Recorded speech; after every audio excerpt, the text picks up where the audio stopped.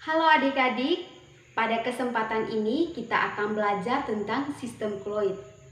Nah, supaya adik-adik lebih memahami apa itu sistem koloid, mari kita sama-sama simak penjelasannya berikut ini. Kompetensi dasar pada materi ini yaitu mengelompokkan berbagai tipe sistem koloid dan menjelaskan kegunaan koloid dalam kehidupan berdasarkan sifat-sifatnya. Adapun indikator pencapaian kompetensi, yang pertama, menjelaskan perbedaan antara larutan, suspensi, dan koloid. Yang kedua, mengelompokkan jenis-jenis koloid berdasarkan fase terdispersi dan fase pendispersi. Yang ketiga, mengelompokkan sifat-sifat koloid. Yang pertama yaitu sistem koloid. 1. Pengelompokan campuran. Berdasarkan ukuran partikelnya, campuran dibedakan menjadi 3 macam, yaitu yang pertama, larutan.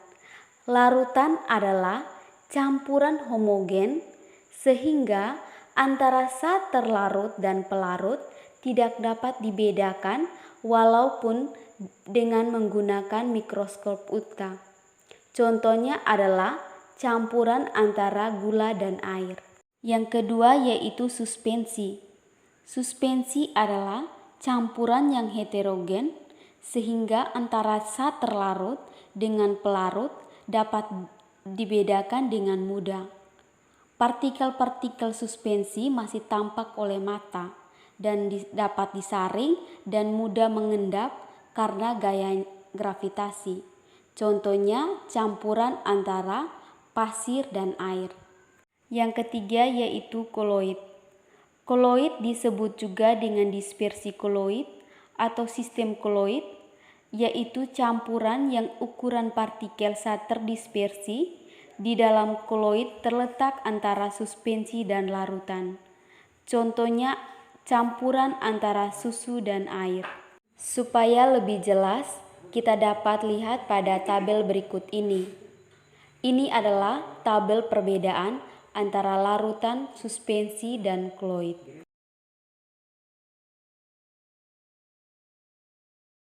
Yang kedua yaitu jenis-jenis koloid. Pada jenis-jenis koloid, fase terdispersi dan medium pendispersi yang menyusun sistem koloid dapat dibedakan menjadi 8 sistem koloid. Berikut ini adalah tabel jenis-jenis koloid.